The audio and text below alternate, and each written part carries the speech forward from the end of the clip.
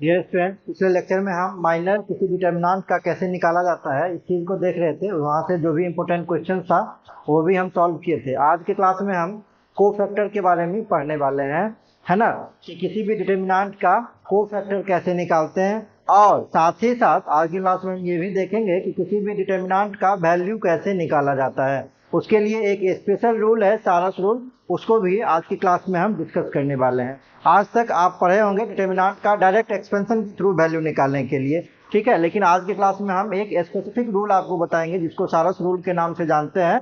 उससे भी डिटर्मिनेंट का वैल्यू इजीली हम फाइंड आउट कर सकते हैं, ठीक है। चलिए आज का लेक्चर हम स्टार्ट करते हैं।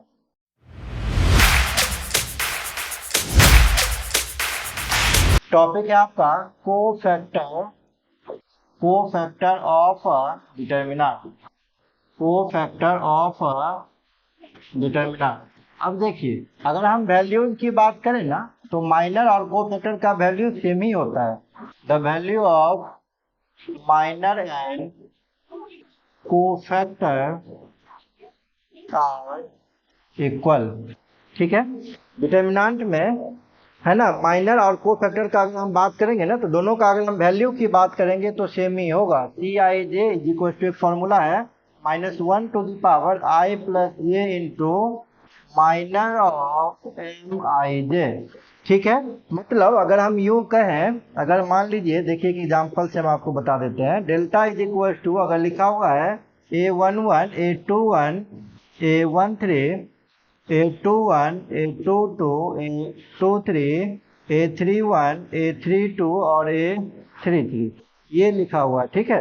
तो इसमें आप अगर कोफैक्टर की बात करेंगे ना तो cofactor of A11 is equal to, ये फॉर्मूला हो जाएगा -1 टू द पावर 1 प्लस 1, ये रो का नंबर प्लस कॉलम का number, into minor of A11, ठीक है। तो कहने का मतलब ये हुआ कि डिटर्मिनेंट के अंदर में माइनर जो होता है उस पर्टिकुलर एलिमेंट का वैल्यू होता है। जैसे अगर हम यहाँ पे कह रहे हैं माइनर ऑफ A11, तो इस पूरे डिटर्मिनेंट का तो वैल्यू है ही है, साथ ही साथ डिटर्मिनेंट में हर एक पोजीशन पर जो भी एलिमेंट है सबका भी एक स्पेसिफिक वैल्यू है जिसको हम माइनर के नाम से जानते हैं। क्लियर? हम क्या बात बताए अभी? हम ये बात बोले कि डिटर्मिनेंट का, पूरे डिटर्मिनेंट का एक स्पेसिफिक वैल्यू तो होता ही होता है जो आप एक्सपेंशन करके निकालते हैं। साथ ही साथ डिटर्मिनेंट में हर एक पोजीशन का अपना एक वैल्यू होता है जिसको हम माइनर के नाम से जानते हैं। और हर एक पोजीशन का सिंबल भी होता है ना, नेगेटिव या पॉजिटिव, जिसको हम कोफैक्टर के नाम से जानते हैं। तो अगर हम वैल्यू वाइज बात करें माइनर कोफैक्टर का तो वैल्यू तो दोनों का सेम होगा, माइनर का और कोफैक्टर का। लेकिन सिंबल कोफैक्टर जो है ना वो साइन बताता है कि उस पर्टिकुलर पोजीशन पर साइन पॉजिटिव होगा या नेगेटिव होगा। वही चीज हम लिखे हैं कोफैक्टर A11, ये एक फॉर्मूला होता है -1 टू द पावर रो का नंबर प्लस कॉलम का number into minor of A11। तो यहाँ से क्या हो गया, -1 टू द पावर 2 -1 का square into minor of A11 की बात करें। पिछले क्लास में हम क्या बताए थे, फर्स्ट कॉलम, फर्स्ट रो और फर्स्ट कॉलम को एलिमिनेट कर देंगे। फर्स्ट रो फर्स्ट कॉलम को जो बचेगा वही आपका क्या होगा, माइनर हो जाएगा, A23 और A33। फिर ये तो -1 का स्क्वायर है, पॉजिटिव हो जाएगा, क्रॉस मल्टीप्लाई कर देते हैं ऐसे, A22 A33 फिर माइनस करके ऐसे A32 और A23। सिमिलरली आप हर एक पोजीशन का निकाल सकते हैं। कोफैक्टर ऑफ अगर हम कहेंगे A12 का निकालने के लिए तो -1 टू द पावर क्या हो जाएगा, 2 और 1 3 हो जाएगा, इनटू माइनर इसका 1 2 पोजीशन का, तो पहला रो दूसरा कॉलम डिलीट कर देना है। तो यहाँ से क्या निकल जाएगा, A21 A31 A23 और A33। इसको आप चाहें तो एक्सपेंड भी कर सकते हैं, ये नेगेटिव में वैल्यू आ जाएगा, A21 A33 minus A31 A23। Similarly cofactor of A13 निकालेंगे तो -1 टू द पावर 4 इंटू 1 और 3, first row third column, A21 A31 A22 और A32, -1 टू द पावर 4 है तो पॉजिटिव ही हो जाएगा। क्या हो जाएगा ये, A21 A32 minus A31 A22। Similarly cofactor of A21 निकालेंगे तो -1 का क्यूब हो जाएगा। और यहाँ से क्या बचेगा, दूसरा रो और पहला कॉलम, दूसरा रो पहला कॉलम, तो 1 2 3 2 A12 A32 A13 और A33, इसका फिर से आप एक्सपेंशन कर लेंगे। सिमिलरली A22 का निकालेंगे तो -1⁴ into second row second column 1131 1131 1333 1333 1131 1333। इसी तरीके से आप निकाल सकते हैं को फैक्टर ऑफ A23 -1⁵ इंटू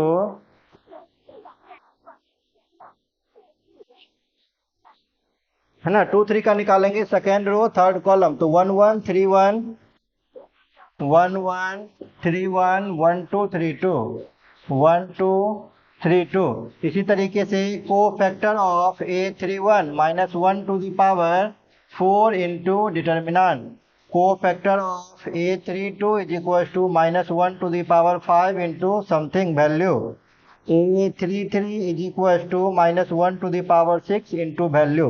अब वैल्यू A31 के लिए बात करेंगे तो थर्ड रो फर्स्ट कॉलम 1 2 2 2 1 2 1 2 2 2 1 3 2 3 1 3 2 3। अगर 3 2 के लिए बात करेंगे थर्ड रो सेकेंड कॉलम तो 1 1 2 1 1 1 2 1 है ना, थर्ड रो सेकेंड कॉलम है ना, थर्ड रो और सेकेंड कॉलम 1 3 2 3 1 3 और 2 3। अगर 3 3 के लिए बात करेंगे तो थर्ड रो थर्ड कॉलम ये हो जाएगा 1 1 2 1 1 2 और 2 2। कुछ इस तरीके से आप वैल्यू निकाल सकते हैं को फैक्टर में हर एक पोजीशन का। 2/2 रहेगा तब तो निकालना बहुत आसान है, ठीक है। 3/3 भी रहेगा तो डिटर्मिनेंट आपको बस सॉल्व करना पड़ेगा, आप वैल्यू को इजीली फाइंड आउट कर सकते हैं। इसको आप नोट कर लीजिए, क्वेश्चन हम बता देते हैं। देखिए यहाँ से क्वेश्चन दिया गया है। क्वेश्चन में सबसे पहले क्या कह रहा है, को फैक्टर निकालने के लिए कह रहा है डिटर्मिनेंट का, ठीक है। फिर यहाँ से 3 क्वेश्चन दिया हुआ है।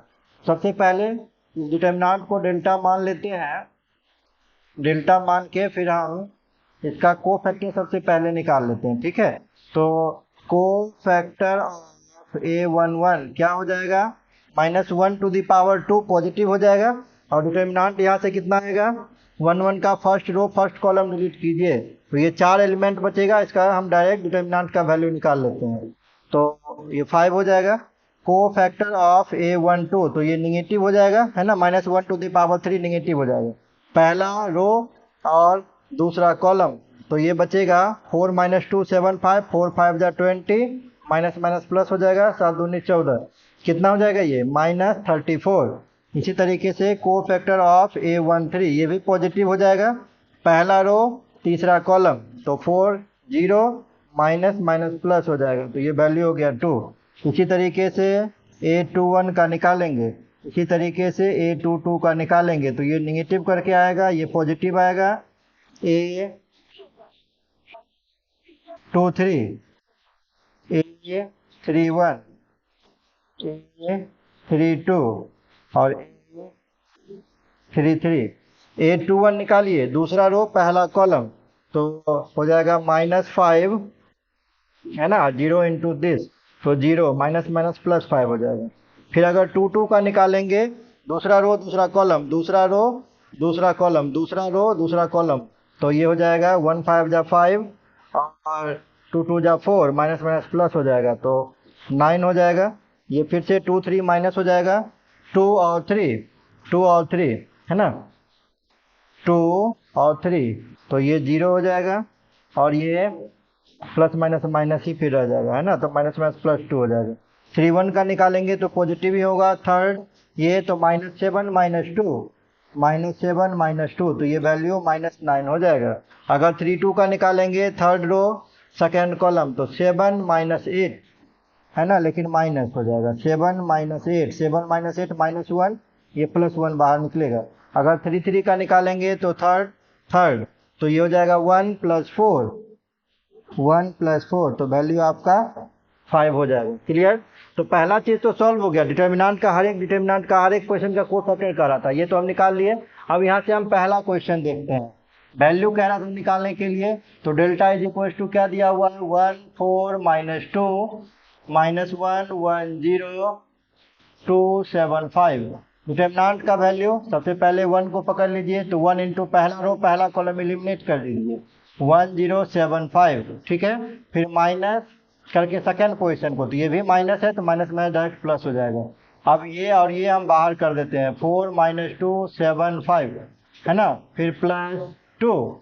अब 1 3 पोजीशन को बाहर करेंगे है ना, 2 को बाहर किए तो 1 और 3 डिलीट हो गया, 4 - 2 1 और 0, तो वैल्यू क्या हो जाएगा 5 - 0 है ना, plus 20 plus 14 plus 2 into 0 plus 2, तो वैल्यू हो जाएगा 5 प्लस 34 प्लस 4, कितना हो गया 39 और 4 43, डिटर्मिनेंट का वैल्यू 43 है ना। अब इसमें एक क्लास हम अलग से बता देंगे कि डिटर्मिनेंट का वैल्यू कैसे निकाला जाता है। अभी हम आपको रफली बता दिए, अलग अलग तरीका है निकालने का। आप चाहे तो रो वाइज भी एक्सपेंड कर सकते हैं, कॉलम वाइज भी कर सकते हैं, तो उससे कोई खास फर्क पड़ना नहीं है।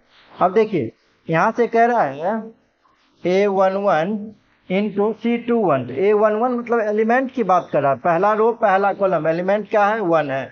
अगर C21 की बात कर रहा है, C4 कोफैक्टर ऑफ 21, देखिए कोफैक्टर ऑफ 21 का कोफैक्टर कितना निकला है 5 निकला है, तो 5 हो जाएगा। फिर से देखिए क्या कह रहा है A12 का वैल्यू पहला रो दूसरा कॉलम वैल्यू है -1। अगर C22 की बात करेगा, C22 कितना निकला है, देखिए ये वैल्यू 9 आ गया है। फिर से ये कह रहा है A13 पहला रो तीसरा कॉलम वैल्यू है 2 है ना, और C23 दूसरा रो तीसरा कॉलम का कोफैक्टर 23 का ये 2 आया है। क्या कह रहा है, सबको मल्टीप्लाई करके ऐड कर दीजिए। Now A11 C21 plus A12 C22 plus A13 C23 क्या हो जाएगा 1 into 5 plus -1 into 9 plus 2 into 2, तो ये हो गया 5 - 9 प्लस 4, तो 5 4 9 9 - 9, ये वैल्यू हो गया 0। थर्ड नंबर में भी देखिए कुछ इसी तरीके का कह रहा है, A11 C12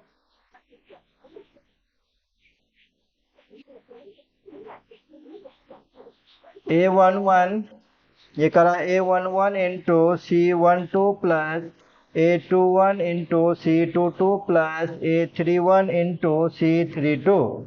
A11 का वैल्यू 1 इंटू C12 कोफैक्टर 12 का, देखिए कोफैक्टर 12 का कितना है -34 प्लस A21 का वैल्यू कितना है -1 इंटू C22 कोफैक्टर 22 का ये 9 है, प्लस A31 कितना है A31 देख लीजिए, थर्ड रो फर्स्ट कॉलम -2 है, -2 इंटू C32 कोफैक्टर का 32 ये वैल्यू है 1, तो ये हो जाएगा -34 -9 प्लस 2, तो ये हो गया -43 प्लस 2 इज इक्वल टू -41 हो जाएगा, है ना। तो इसमें कोई मुश्किल नहीं है ना। अगर कोफैक्टर आपसे कहेगा निकालने के लिए तो कोफैक्टर भी आप इजीली, अगर आपको माइनर आता है तो कोफैक्टर तो सिर्फ क्या करता है वो सिंबल को ऐड ऑन करता है, बाकी तो पूरा का पूरा माइनर है। जो भी क्वेश्चन होगा उसको आप आसानी से सॉल्व कर सकते हैं। फिलहाल इस क्वेश्चन को आप नोट कर लीजिए। देखिए 3 इंटू 3 डिटर्मिनेंट को सॉल्व करने के लिए एक रूल है, चारस रूल है ना, SARRUS, Sarrus rule for expanding 3 into 3 determinant. 3 into 3 determinant को आप डायरेक्टली तो एक्सपेंड कर ही सकते हो, सारस रूल भी उसके लिए है। अब सारस रूल नाम क्यों पड़ा इसका, तो इसको जो डिस्कवर किए थे वो एक फ्रेंच मैथमेटिशियन थे जिनका नाम था पैरासारस, है ना। वही इस रूल को बताए थे। वो क्या बताए, कहे क्या, अगर कोई डिटर्मिनेंट मान लीजिए दिया हुआ है, ये इस फॉर्म में ABC PQR XYZ, इस फॉर्म में मान लीजिए डिटर्मिनेंट दिया हुआ है, ठीक है। तो आप सबसे पहले इसका अगर वैल्यू निकालना है तो इसको आप ऐसे लिख लीजिए ABX BQY CRZ लिख लिए। एक बार फिर से पहले दो कॉलम को रिपीट कर देना है, APX पी क्यू वाई, पहले दो कॉलम को एक बार फिर से रिपीट कर देना है। रिपीट जब कर दिए ध्यान दीजिएगा, ये इसको इससे मिला देना है, इसको इससे मिला देना है। पहला में क्यू को फर्स्ट से और थर्ड से मैच कर देना है, एरो का सिंबल देना है, ये बहुत इंपॉर्टेंट है। फिर बीच वाले को दोनों से मिला देना है, इससे भी मिला देना है, ऐसे भी मिला देना है, ठीक है। फिर इसका जो बीच वाला है इसको भी मिला देना है इससे, इसको इससे मिला देना है, इसको इससे, और इसको मैच करा देना है। जो लास्ट वाला होगा देखिए इधर से क्या किए हैं, फर्स्ट और थर्ड मिला है इससे, तो यहाँ से भी जो लास्ट वाला होगा फर्स्ट से और सिर्फ थर्ड से ही मिलेगा, ठीक। अब इस डिटर्मिनेंट का अगर वैल्यू कहेगा आपसे निकालने के लिए, ध्यान देना है, तो अपवर्ड में जो एरो होगा, कहने का मतलब ये दिस, ठीक है, फिर माइनस ऐसे वाला, ये एरो आपको ध्यान देना है। पहले नीचे की तरफ डाउन की तरफ जो एरो है, तो कौन कौन है इसमें, ए क्यू जेड, ठीक। फिर प्लस दूसरा वाला कौन है, तो बी आर एक्स, ये सेकेंड वाला। फिर थर्ड वाला कौन है, प्लस सी पी वाई। नीचे की तरफ तीन एरो जा रहा है, ये पहला, ये दूसरा, ये तीसरा, ये नीचे की तरफ है। अच्छा, अपवर्ड डायरेक्शन की तरफ कौन है, उसको माइनस में लिखना है, तो माइनस में upward direction X Q C, फिर माइनस दूसरा कौन है, वाई आर ए, तीसरा कौन है, जेड पी बी। यही डिटर्मिनेंट का वैल्यू हो जाएगा। जैसे मान लीजिए अगर एग्जांपल के तौर पे हम बात करें, ये डेल्टा दिया हुआ है 1 -1 0 4 2 7 1 -1 2, ऐसा कुछ दिया हुआ है, ठीक है। ये डिटर्मिनेंट का वैल्यू कह रहा है निकालने के लिए। अगर हम यही रूल इम्प्लीमेंट करते हैं तो सबसे पहले इसको लिख दीजिए ऐसे, 4 2 7 1 -1 2, फिर से रिपीट कर देना है, 1 -1 0 4 2 7। अब हम क्या बताएं, फर्स्ट को इससे मिला देना, फिर इसको इससे, इसको इससे, इसको इससे मिलाना, इसको इससे मिलाना, इसको इससे, इसको इससे, इसको इससे, इसको इससे, और लास्ट वाले को बीच वाले से ये दोनों को मिला देना है। अब देखिए डेल्टा का वैल्यू निकालेंगे, पहला 3 को मल्टीप्लाई करेंगे जो डाउन की तरफ है, तो 1 2 2 क्या हो जाएगा, 2 2 जा 4, प्लस इसको कीजिए तो 4 इंटू -1 इंटू 0, 0 से करेंगे ये टोटली 0 हो जाएगा। थर्ड कीजिए 1 -1 7, तो क्या हो जाएगा वैल्यू -7, ठीक है। फिर माइनस साइन, अब अपवर्ड डायरेक्शन 0 to 1, समझ रहे हैं ना। चलिए हम फिर से लिख देते हैं इसको पूरा पूरा, तब समझ में आएगा। पहला में क्या हो जाएगा, 1 इंटू 2 इंटू 2, डाउन की तरफ 1 इंटू 2 इंटू 2, प्लस सेकेंड क्या हो जाएगा 4 इंटू -1 इंटू 0, प्लस थर्ड देखिए क्या हो जाएगा 1 इंटू -1 इंटू 7। फिर माइनस में आपको देखना है अपवर्ड वाला, तो ये हो जाएगा 0 इंटू 2 इंटू 1, माइनस सेकेंड देखिए 7 इंटू -1 इंटू 1, फिर माइनस थर्ड वाला देखिए 2 इंटू -1 इंटू 4, हो गया 1 2 2, 4 -1 0, 1 -1 7, फिर नीचे वाला 2 0 1, ठीक है, 4 7 -1 1 2 -1 4, हो गया ये। अब 2 2 जा 4, ये 0 से करें तो कंप्लीट 0 हो जाएगा, प्लस 0, ये हो जाएगा -7, ये 0 से करें कंप्लीट 0, ये माइनस माइनस प्लस 7 हो जाएगा, और ये है ना, ये हो जाएगा 4 2 जा 8, माइनस माइनस माइनस प्लस 8 हो जाएगा, तो ये 7 प्लस माइनस कट जाएगा, तो 8 4 12, यही होगा इस रूल से। अब देखिए डायरेक्ट एक्सपेंशन करके भी निकालते हैं, जो मेथड 2 आप डायरेक्ट एक्सपेंशन का जानते हैं। डेल्टा इज इक्वल टू है 1 -1 0 4 2 7 1 -1 2। अगर हम डायरेक्ट भी इसे निकालते हैं, 1 को बाहर करेंगे फर्स्ट रो फर्स्ट कॉलम, तो ये 2 7 -1 2, फिर माइनस में सेकेंड को बाहर करेंगे 1 2 को, तो पहला रो दूसरा कॉलम -1 0 -1 2, फिर तीसरे को बाहर करेंगे 1 3 को, तो -1 0 2 7। वैल्यू क्या निकलेगा यहाँ से, वैल्यू निकल जाएगा 1 इंटू 2 2 जा 4, और माइनस माइनस प्लस 7, यहाँ से फिर -4 इंटू -2 -0, फिर +1 इंटू -7 -0, तो हो गया 7 4 11, ये तो 2 -0, तो 2 -0 -2 माइनस माइनस प्लस 8, ठीक है। यहाँ से वैल्यू कितना हो जाएगा, ये -7, तो 11 प्लस 8 -7 कितना होगा 1, 11 और 1 12, ये दोनों वैल्यू देखिए इक्वल है। तो आप चाहे तो डायरेक्ट एक्सपेंशन करें, चाहे तो आप इस सारस रूल से बनाएं, वैल्यू कभी भी डिटर्मिनेंट का चेंज नहीं होगा। अगले क्लास में हम देखेंगे कि और भी तरीका है डिटर्मिनेंट को एक्सपेंड करने का, ठीक है, वो हम अगले क्लास में बताएंगे। तो फिलहाल ये रूल आपको शायद क्लियर होगा। एक बार हम फिर से रिपीट कर देते हैं। जो भी डिटर्मिनेंट है, जैसे ए पी एक्स है, आप लिख लीजिए ए पी एक्स, फिर बी क्यू वाई है B Q Y, C R Z है तो सी आर जेड लिख लिए। अगेन दो कॉलम को रिपीट करना है, पहला दूसरा को, A P X B Q Y, A P X B Q Y, repeat कर दिए। अब पहली बार में क्या करना है, ए के साथ क्यू को जोड़ना है, पहला तीसरा को यहाँ के मिडिल एलिमेंट से जोड़ना है। तो ए के साथ क्यू, फिर एक्स के साथ क्यू, एरो काफ़ी इंपॉर्टेंट है, इस पर ध्यान दीजिएगा। फिर इसको इससे क्रॉस करना है, इसको इससे क्रॉस करना है, इसको इससे, ठीक है। फिर तीसरे वाले में भी इसको इससे, यहाँ से यहाँ क्रॉस, यहाँ से यहाँ क्रॉस। जो लास्ट वाला होगा उसमें फिर से ध्यान देना है, यहाँ का जस्ट अपोजिट करना है। यहाँ पहला तीसरा मिडिल से जुड़ा था, अब यहाँ क्या होगा, मिडिल पहला तीसरा से जुड़ेगा, है ना। और एरो का ध्यान देना है, पहले डाउनवर्ड एरो ले लेना है, प्लस में करके फिर माइनस में करके अपवर्ड एरो। डाउनवर्ड एरो कहने का मतलब हुआ जैसे ए क्यू और जेड मल्टीप्लाई कर दिए, फिर प्लस, सेकेंड वाला देखिए बी आर एक्स, फिर प्लस कर दिए थर्ड वाला सी पी वाई, है ना। डाउन वाला और कोई नहीं है, सब अपवर्ड एरो है तो माइनस कर दिए, एक्स क्यू सी, ये पहला हो गया। दूसरा वाई आर ए, तीसरा क्या हो गया, जेड पी बी, ये तीनों को लिख दिए। अब इस रूल से अगर आप डिटर्मिनेंट का वैल्यू निकालेंगे, जैसे यहाँ पे डिटर्मिनेंट का वैल्यू हम इस रूल से निकालें, ये भी सेम है।